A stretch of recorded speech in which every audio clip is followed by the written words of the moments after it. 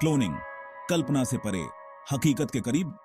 दोस्तों, आज हम बात करेंगे एक ऐसी चीज के बारे में जो सालों से कहानियों में ही होती थी, क्लोनिंग। क्या सचमुच हम किसी जीव की हूबहू एनक्यूएल बना सकते हैं? क्या फिल्मों वाला फ्यूचर सच में आने वाला है? ये क्वेश्चंस आज भी उतने ही एक्साइटिंग हैं। क्लोनिंग साइंस का एक ऐसा सच है जो हमें सोचने पर मजबूर कर देता है। क्या हम कुदरत से भी बड़े हो गए हैं? चलो इस कमाल और कॉम्प्लिकेटेड चीज को समझने की कोशिश करते हैं। क्लोनिंग का इतिहास बहुत पुराना है। 1950 के दशक में वैज्ञानिकों ने पहली बार मेंढक के अंडाणु को क्लोन किया था। यह एक बहुत बड़ा कदम था जिसने भविष्य की संभावनाओं के द्वार खोले। 1996 में डॉली नामक भेड़ का क्लोन बनाया गया, जो पहली बार किसी स्तनधारी का सफल क्लोन था। यह विज्ञान की दुनिया में एक मील का पत्थर साबित हुआ।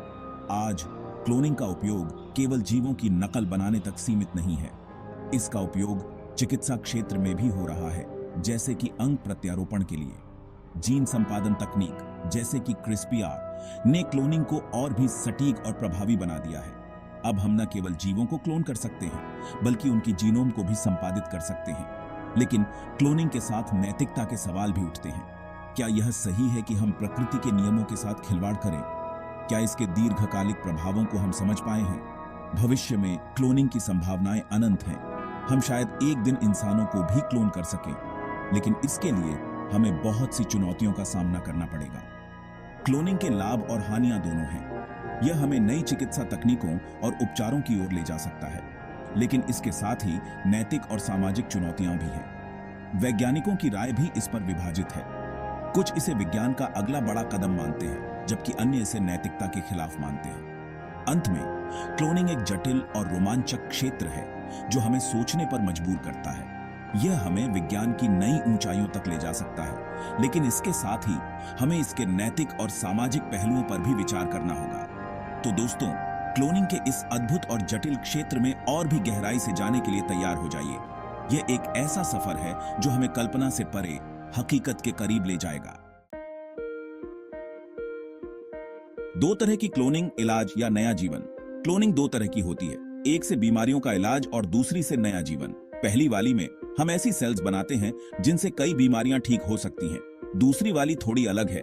इसमें तो हम किसी जीव की पूरी कॉपी ही बना देते हैं। यह थोड़ा ट्रिकी है क्योंकि इससे बहुत सारे सवाल खड़े होते हैं। डॉली, क्लोनिंग की दुनिया का पहला कदम। डॉली का जन्म एक ऐतिहासिक घटना थी जिसने विज्ञान की दुनिया को हिलाकर रख दिया। यह एक ऐसा क्षण था जिसने हमें यह सोचने पर मजबूर कर दिया कि जीवन की उत्पत्ति और विकास के बारे में हमारी समझ कितनी सीमित है। 1996 में पूरी दुनिया ने पहली बार क्लोनिंग की पावर देखी। यह वह समय था जब वैज्ञानिकों ने एक असंभव सी लगने वाली चीज को संभव कर दिखाया। डॉली का जन्म एक लंबी और कठिन प्रक्रिया का परिणाम था, जिसमें कई वर्षों की मेहनत और अनुसंधान शामिल था। जब डॉली नाम की एक भेड़ का जन्म हुआ, यह एक साधारण भेड़ नहीं थी, बल्कि एक क्लोन थी जिसे एक वयस्क भेड़ के सेल से बनाया गया था। डॉली का जन्म यह साबित करता है कि जीवन को कृत्रिम रूप से भी उत्पन्न किया जा सकता है। डॉली पहली ऐसी क्लोन थी जिसे SCNT टेक्निक से बनाया गया था। SCNT का पूरा नाम है सोमैटिक सेल न्यूक्लियर ट्रांसफर। इस तकनीक में एक वयस्क सेल के नाभिक को एक अंडाणु में प्रत्यारोपित किया जाता है, जिससे एक नया जीव उत्पन्न होता है। इसमें एक सेल के DNA को एक खाली अंडे में डाल दिया जाता है। यह प्रक्रिया बहुत ही जटिल और संवेदनशील होती है, जिसमें बहुत अधिक सटीकता और ध्यान की आवश्यकता होती है। वैज्ञानिकों ने इस प्रक्रिया को सफलतापूर्वक पूरा करने के लिए कई बार प्रयास किया। फिर यह अंडा एक मां के पेट में डाला जाता है। यह प्रक्रिया भी बहुत ही संवेदनशील होती है, जिसमें मां के शरीर को इस नए जीवन को स्वीकार करने के लिए तैयार करना पड़ता है। डॉली का जन्म इस बात का प्रमाण है कि यह प्रक्रिया सफल हो सकती है। डॉली का जन्म दिखाता है कि क्लोनिंग में कितनी ताकत है और इसने विज्ञान की दुनिया में तहलका मचा दिया। यह एक ऐसा क्षण था जिसने हमें यह सोचने पर मजबूर कर दिया कि भविष्य में क्लोनिंग के और क्या-क्या संभावनाएं हो सकती हैं, और इसने साइंस की दुनिया में तहलका मचा दिया। डॉली के जन्म ने न केवल वैज्ञानिक समुदाय को, बल्कि आम जनता को भी क्लोनिंग के बारे में जागरूक किया। इसने नैतिक और दार्शनिक प्रश्नों को भी जन्म दिया, जिनका उत्तर आज भी खोजा जा रहा है। डॉली का जन्म एक मील का पत्थर था जिसने विज्ञान की दिशा को हमेशा के लिए बदल दिया। क्लोनिंग कैसे होती है? समझिए यह प्रक्रिया।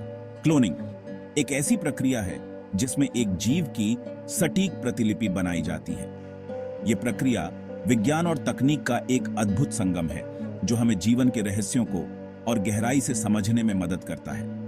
क्लोनिंग देखने में तो बहुत मुश्किल लगती है, पर असल में उतनी भी नहीं है। यह प्रक्रिया कई चरणों में विभाजित होती है और हर चरण में वैज्ञानिकों की मेहनत और धैर्य की आवश्यकता होती है। सबसे पहले जिसकी कॉपी बनानी है उसकी एक सेल लेते हैं। यह सेल किसी भी जीव के शरीर से लिया जा सकता है, जैसे कि त्वचा, बाल या किसी अन्य अंग से। उस सेल से उसका डीएनए निकालते हैं जो कि उस जीव का ब्लूप्रिंट होता है। डीएनए एक जटिल संरचना है जिसमें उस जीव की सभी आनुवंशिक जानकारी होती है। यह जानकारी ही उस जीव के सभी गुणों और विशेषताओं को निर्धारित करती है। फिर एक अंडे से उसका अपना डीएनए निकाल देते हैं। यह अंडा किसी भी मादा जीव से लिया जा सकता है और इसका डीएनए निकालने के बाद यह एक खाली अंडा बन जाता है।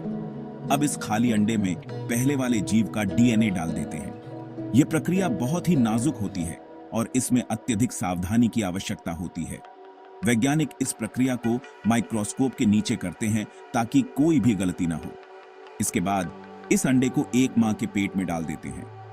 यह मां एक सरोगेट होती है जो इस अंडे को अपने गर्भ में धारण करती है और इसे एक पूर्ण विकसित जीव बनने में मदद करती है।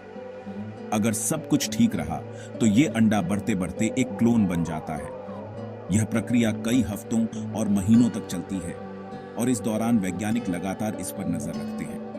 हाँ, ये जितना आसान लग रहा है उतना है नहीं। क्लोनिंग में कई चुनौतियां होती हैं, जैसे कि डीएनए का सही तरीके से अंडे में प्रवेश करना, अंडे का सही तरीके से विकसित होना, और कई बार तो क्लोन का जन्म ही नहीं हो पाता। कई बार ये सब होता ही नहीं है और कई बार तो सोचना पड़ता है कि ये सही भी है या नहीं। क्लोनिंग के नैतिक पहलू भी हैं जिन पर वैज्ञानिक और समाज दोनों ही विचार करते हैं। क्या हमें जीवन को इस तरह से बदलने का अधिकार है? क्या यह प्रकृति के नियमों के खिलाफ है? ये सवाल हमें सोचने पर मजबूर करते हैं। क्लोनिंग का इतिहास भी बहुत रोचक है।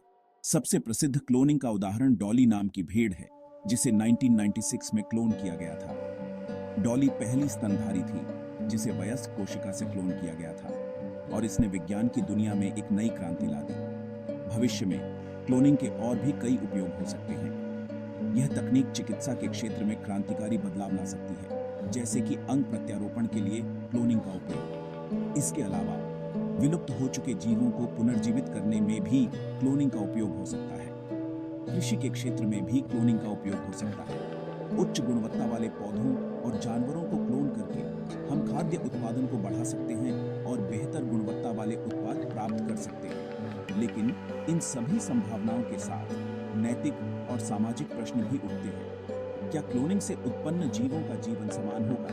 क्या यह तकनीक केवल कुछ विशेष लोगों के लिए ही उपलब्ध होगी? ये सवाल हमें सोचने पर मजबूर करते हैं और हमें इस तकनीक के उपयोग के बारे में सावधानीपूर्वक विचार करने की आवश्यकता है।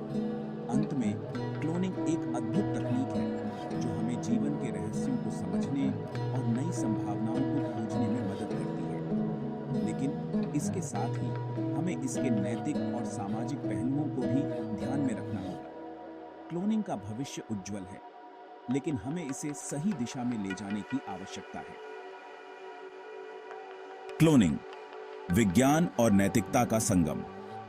यह प्रक्रिया हमें जीवन के रहस्यों को समझने में मदद करती है, लेकिन इसके साथ ही हमें इसके नैतिक और सामाजिक पहलुओं को भी ध्यान में रखना होगा। क्लोनिंग का भविष्य उज्जवल है, लेकिन हमें इसे सही दिशा में ले जाने की आवश्यकता है। क्लोनिंग के साथ बहुत से सवाल जुड़े हैं। क्या हमें कुदरत के काम में दखल देने का ही क्यों है? क्या इससे इंसान की कीमत कम हो जाएगी? क्या क्लोन की अपनी कोई पहचान होगी या वो सिर्फ एक एनक्यूएल होगा? इन सवालों के जवाब आसान नहीं है। हमें यह पक्का करना होगा कि क्लोनिंग का इस्तेमाल सिर्फ अच्छे कामों के लिए हो, किसी का नुकसान करने के लिए नहीं। क्लोनिंग को लेकर हर देश के अलग अलग नियम हैं।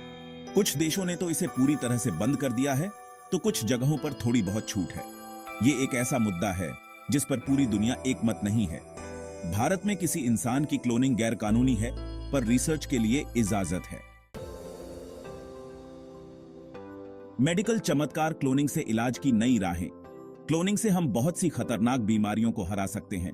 सोचो, अगर हमें किसी के लिए नया दिल या किडनी चाहिए तो हम क्लोनिंग से बना सकते हैं। कैंसर, अल्जाइमर, पार्किंसंस जैसी बीमारियों का इलाज भी क्लोनिंग से मुमकिन हो सकता है। क्या पता एक दिन क्लोनिंग की वजह से ही ये सब बीमारियां हमेशा के लिए खत्म हो जाएं। क्लोनिंग के मिथक, सच्चाई क्या है? अक्सर लोग सोचते हैं कि क्लोन बिल्कुल अपने ओरिजिनल जैसा ही होगा, पर ऐसा नहीं है। क्लोन का अपना दिमाग और अपनी पसंद नापसंद होगी जो उसे अलग बनाएगी। क्लोनिंग सिर्फ शरीर की एनक्यूएल बना सकती है, किसी के मन की नहीं। क्लोनिंग की चुनौतियां, विज्ञान अभी कितना आगे? क्लोनिंग अभी नई नई है, इसमें बहुत कुछ सीखना बाकी है। कई बार तो क्लोनिंग काम ही नहीं करती और कई बार क्लोन बीमार पैदा होते हैं। हमें यह समझना होगा कि क्लोनिंग कोई जादू नहीं है, बल्कि साइंस है और इसमें अभी बहुत कुछ होना बाकी है। भविष्य की ओर, क्लोनिंग और मानवता। क्लोनिंग का भविष्य क्या होगा, यह कोई नहीं जानता। इसमें बहुत कुछ अच्छा करने की ताकत है, पर खतरे भी हैं। हमें ध्यान रखना होगा कि हम इसका इस्तेमाल सोच समझकर करें, ताकि ये इंसानों के लिए फायदेमंद हो, नुकसानदेह नहीं। धन्यवाद।